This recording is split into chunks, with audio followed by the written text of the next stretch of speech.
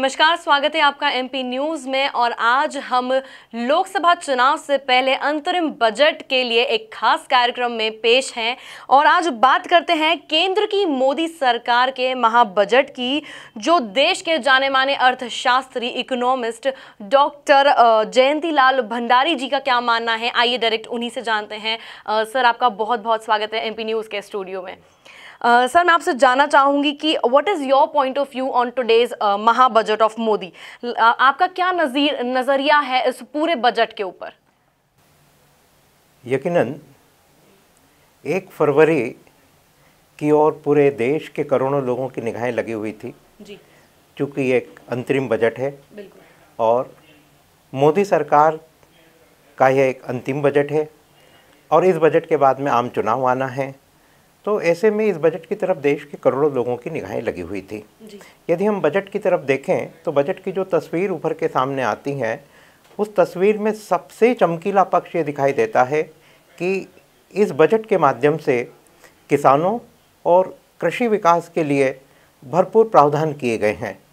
कितने प्रावधान किए गए हैं इसकी कल्पना आप इस बात से करें कि पहली बार किसानों के खाते में, वे किसान जो 2 हेक्टेयर से कम ज़मीन रखते हैं, छोटे किसान, ऐसे 12 करोड़ किसानों के खातों में 6,000 रुपये प्रति वर्ष के हिसाब से धनराशि हस्तांतरित करने की व्यवस्था की। प्रति एकड़ पे 6,000 रुपये वो करेंगे। 2 हेक्टेयर जिनकी ज़मीन है या जिनकी ज़मीन से कम है, उन सभी 12 करोड़ किसानों को उनके खातों में 6,000 रुपये वार्षिक 500 रुपये महीने के हिसाब से एक नगद हस्तांतरण किया जाएगा। और वास्तव में जो किसानों की मुश्किलें बढ़ती दिखाई दे रही है, छोटे किसानों की, उस हिसाब से ये एक बहुत ही महत्वपूर्ण कदम है। बिल्कुल, जिस तरह से अगर हम देखें बीते वर्षों में किसान जिस तरह से आत्महत्या का दौर जारी था, तो उसके मद्देनज़र ये एक बहुत ही अच्छा इनिशिएटिव लिया गया है मोदी सरकार द्वारा। निश्चित रूप से, क्योंकि किसानों की बहुत महत्वपूर्ण ज़रूरत है। समाज के जितने भी वर्ग हैं, उन सब वर्गों में सबसे ज़्यादा जो ज़रूरत अनुभव की जा रही थी वो किसानों की और कृषि विकास की। उस संदर्भ में यह किसानों और कृषि क्षेत्र को बहुत अधिक खुशहाली देते हुए दिखाई दे रहा है जी। सर, मैं आपसे जानना चाहूँगी कि इस बजट में जिस तरह से युवाओं के लिए, बेरोजगारों के लिए भी बहुत सारे मुख्य बिंदुओं पर ऐलान किए गए हैं, तो आपके नज़रिए में किस तरह के बिंदुओं को सम्मिलित किया गया है इसमें? यदि हम नए अंतरिम बजट की तरफ देखें जी, तो युवाओं के लिए कौशल विकास के लिए बहुत बड़े प्रावधान किए गए हैं, स्टार्टअप के लिए प्रावधान किए गए हैं और छोटे और जो कुटीर उद्योग हैं, जो नई पीढ़ी के लोग लगा सकते हैं, उनके लिए भी अधिक प्रावधान किए गए हैं। तो युवाओं के ऊपर भी ये केंद्रित बजट है और निश्चित रूप से ऐसे युवा जो बहुत अधिक बेरोजगारी अनुभव कर रहे हैं, उनको कहीं स्टार्टअप और छोटे कुटीर उद्योगों के माध्यम से यह बजट लाभान्वित करता हुआ दिखाई दे रहा है। स्मॉल स्केल बिजनेस को कहीं ना कहीं बढ़ावा देते हुए नजर आ रहे हैं। स्मॉल स्केल इंडस्ट्रीज भी इसमें शामिल है जी। सर, मैं तीसरा क्वेश्चन आपसे करना चाहूँगी कि जिस बजट को आप देश, मतलब ये जो बजट आया है, महाबजट अब जो पेश हुआ है, बहुत सारी सौगातें लाया है बहुत सारे वर्गों के लिए, तो क्या आपको लगता है जिस तरह से जब लोकसभा चुनाव हुए थे आज से 5 साल पूर्व, जिस तरह से जो नारा था एक मोदी सरकार का कि सबके साथ सबका विकास या अच्छे दिन आने वाले हैं, तो क्या इस बजट से आपको लगता है कि अच्छे दिन आ जाएंगे देश के? निश्चित रूप से इस बजट में सबके लिए तो प्रावधान है जी, लेकिन सबके लिए कितने अच्छे दिन आएंगे वो अभी हम नहीं कह सकते हैं, क्योंकि छोटे छोटे प्रावधान किए गए हैं। और चूँकि आम चुनाव नज़दीक है, तो आम चुनाव के मद्देनज़र भी इस बजट में किसान भी हैं, गरीब भी हैं, छोटे कर्मचारी भी हैं और असंगठित क्षेत्र के मजदूर भी हैं। आप कल्पना करें कि असंगठित क्षेत्र के 10 करोड़ मजदूरों के लिए इस बजट के माध्यम से प्रावधान किए गए हैं। तो प्रावधान सबके लिए हैं, लेकिन सबके लिए अच्छे दिन आने में अभी और समय लगेगा, क्योंकि एक बहुत लंबी प्रक्रिया है। बिल्कुल, क्योंकि हमारा देश जो है सबसे बड़ा लोकतंत्र देश भी माना जाता है और अगर हम पॉपुलेशन वाइज देखें तो सेकंड लार्जेस्ट नेशन में है। और मैं समझती हूँ कि छोटे छोटे इनिशिएटिव से, स्टेप से ही एक बड़ा जो है कार्य पूरा सफल होगा। सर, मैं पूछना चाहूँगी कि जिस तरह से मोदी सरकार इस महाबजट को पेश किया है, आपके इकोनॉमिक्स के पॉइंट ऑफ व्यू से आप इसे कितने नंबर देना चाहेंगे? वास्तव में एक ऐसा बजट जिसमें सभी वर्गों को राहत दी गई है, लेकिन ये राहत और ये जो उम्मीदें पूरी करने के लिए प्रावधान किए गए हैं, इनको पूरा करने के लिए बहुत अधिक अतिरिक्त धन की ज़रूरत पड़ेगी, क्योंकि खर्च ज़्यादा दिखाई दे रहे हैं, बड़ी बड़ी योजनाएं हैं, और सरकार की जो आमदनी है वो तो एक निश्चित है, जितना सरकार को टैक्सेशन आना है, जीएसटी से आना है, जितना सरकार को डायरेक्ट टैक्स से आना है। तो एक बड़ा प्रश्न ये है कि बहुत अधिक वित्तीय व्यवस्थाएं की जाना है, तो इतना पैसा आएगा कहाँ से सरकार के पास में। तो इस बजट का जो एक बहुत चुनौतीपूर्ण पक्ष है और अर्थशास्त्र के हिसाब से उसको सभी लोगों को समझना जरूरी है, वो ये कि राजकोषीय घाटा, जिसे हम फिजिकल डेफिसिट कहते हैं, एक आम आदमी की हम भाषा में बात करें तो आमदनी की तुलना में खर्च आपके व्यय ज्यादा हो गए। बिल्कुल। तो ये राजस्व घाटा और फिर राजकोषीय घाटे का रूप ले लेते हैं। यदि हम चालू वित्तीय वर्ष, जिसको हम कहेंगे कि 2018-19 है ना, current year, current financial year, इस बजट की तरफ देखें तो इसमें जो फिजिकल डेफिसिट है वो सकल घरेलू उत्पाद जीडीपी के 3.3% तक सीमित है। लेकिन अगले बजट में आज जिसकी घोषणा की गई, अंतरिम बजट, आगामी बजट 2019-20 का, इसमें जो फिजिकल डेफिसिट है वो जीडीपी के 3.4%। तो ये फिजिकल डेफिसिट ज़्यादा है, मतलब सरकार को अधिक कर्ज लेना पड़ेगा, सरकार को अधिक वित्तीय व्यवस्थाएं करना पड़ेगी। और ये कोई गलत भी नहीं है, जिस तरह से देश की इकोनॉमी बढ़ रही है, हमारी इकोनॉमी इस साल दुनिया की सबसे बड़ी 5वीं इकोनॉमी होने जा रही है, हम ब्रिटेन को भी पीछे कर देंगे। तो अर्थशास्त्र का ये नियम है, अर्थशास्त्र का ये सिद्धांत है कि जब अर्थव्यवस्था आगे बढ़ने लगती है, जब एक विकासशील देश आगे बढ़ता है, तो उसकी अधिक खर्च की ज़रूरत होती है, अधिक सार्वजनिक खर्च करना पड़ते हैं। तो ऐसे के अंदर यदि राजकोषीय घाटा बढ़ रहा है तो भी आर्थिक दृष्टिकोण से उपयुक्त कहा जाएगा। और जहाँ तक आपने कहा कि कितने नंबर देंगे, तो इस बजट को 10 में से 8 नंबर जरूर दिए जाने चाहिए। जी सर, बिल्कुल। जिस तरह से आपने बताया कि जिस तरह से किसी भी देश की इकोनॉमी बढ़ती है तो आपको खर्चे के लिए पैसा भी उतना प्रोवाइड करना पड़ेगा देश की जनता को। अगर हम 2013-14 की बात करें जीडीपी की, तो हमारा देश 11वें स्थान पर था, और आज की अगर हम करंट डे की बात करें तो हमारा देश 6ठे स्थान पर पहुंच गया है। तो बहुत ही अच्छी इकोनॉमिक ग्रोथ उसने दिखाई है।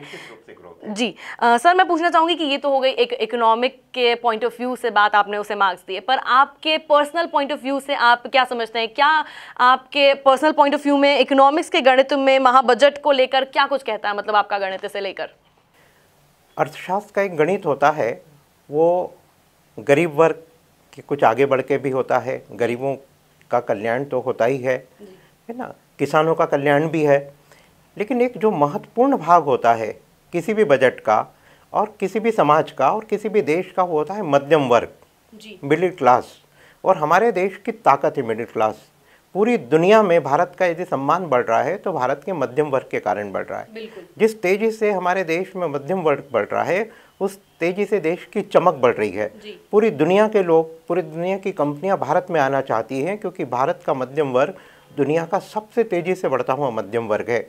तो ये मध्यम वर्ग के दृष्टिकोण से यदि हम देखें तो नए बजट से मध्यम वर्ग को बहुत अधिक खुशहाली देने की कोशिश की गई है, और ख़ास तौर से छोटे आयकरदाताओं को, जो स्मॉल टैक्स पेयर हैं, इनकम टैक्स पेयर हैं, उन्हें तो मुस्कुराहट दी गई है। बिल्कुल, राहत दे दी गई है। 2.5 लाख से टैक्स स्लैब बढ़ाकर 5 लाख कर दिया गया है। कल्पना करें कि पिछले बजट तक, पिछले साल तक जहां 2.5 लाख रुपए तक आयकर छूट थी, वहां अब 5 लाख रुपए तक की आय पर छूट दी गई है।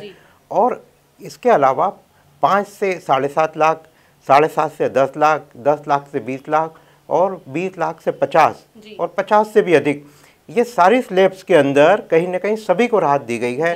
एक अनुमान लगाया गया है कि इस बजट से 3 करोड़ मध्यम वर्ग के लोग, 3 करोड़ मध्यम वर्ग के लोग लाभान्वित होते दिखाई दे रहे हैं।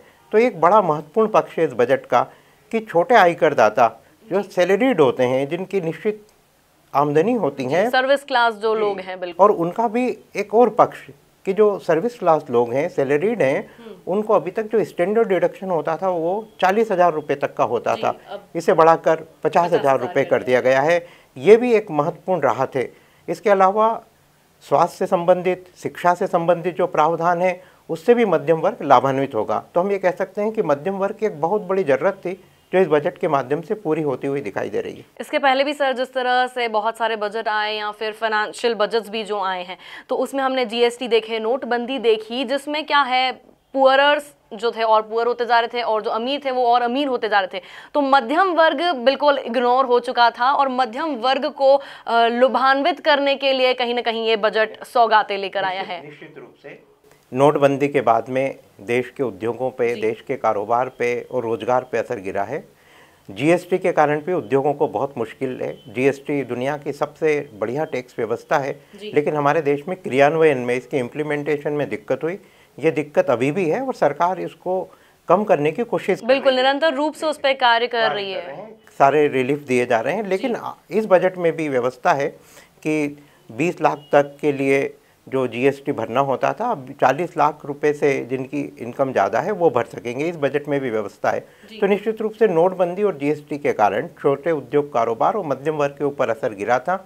इस बजट के माध्यम से ऐसे असर को कुछ कम करने की कोशिश की गई है। सर, एक जो टैक्स स्लैब बढ़ा के 2.5 लाख से जो है रिलीफ दे दिया है 5 लाख, पर उन बजट में ये बिल्कुल अलग से हाईलाइट किया गया है पॉइंट कि अगर आपकी इनकम 5,01,000 भी होती है तो जो रिबेट था पहले 2,500 तक का, उसको बढ़ाकर अब डायरेक्ट 12,000 रुपये कर दिया गया है। तो क्या असर पड़ेगा इसका जो लोग 5 लाख की आय सालाना कमा रहे हैं? निश्चित रूप से इस बजट के माध्यम से एक बड़ा महत्वपूर्ण काम ये किया गया है कि आपकी आमदनी यदि बढ़ रही है तो आप उस आमदनी को छिपाइए मत। जैसे जैसे टैक्स का डर होता है, इनकम टैक्स का डर होता है, वैसे वैसे आमदनी वहाँ तक सीमित रखी जाती है जहाँ तक कि टैक्स छूट। Yes, right. पहले 2.5 लाख थी तो लोगों की कोशिश थी कि 2.5 लाख दिखाएं।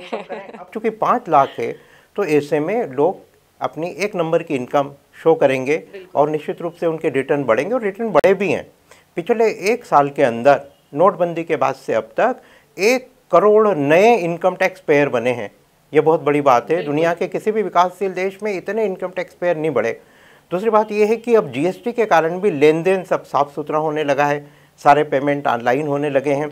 तो इससे भी लोगों के हाथ में जो हम एक नंबर की या साफ सुथरी कमाई कहते हैं वो आएगी। और जब 5 लाख रुपए तक की लिमिट कर दी है तो वो पैसा भी चलन में आएगा। लोग उस पैसे को भी कहीं ना कहीं इन्वेस्टमेंट के रूप में सामने आएंगे। जी, बहुत बहुत शुक्रिया सर आपका हमारे एमपी न्यूज़ के स्टूडियो में आकर हमारे दर्शकों के साथ इतनी अच्छी जानकारी साझा करने के लिए। धन्यवाद आपको भी। ताज़ा तरीन खबरों के लिए आप बने रहिए एमपी न्यूज़ के साथ। नमस्कार।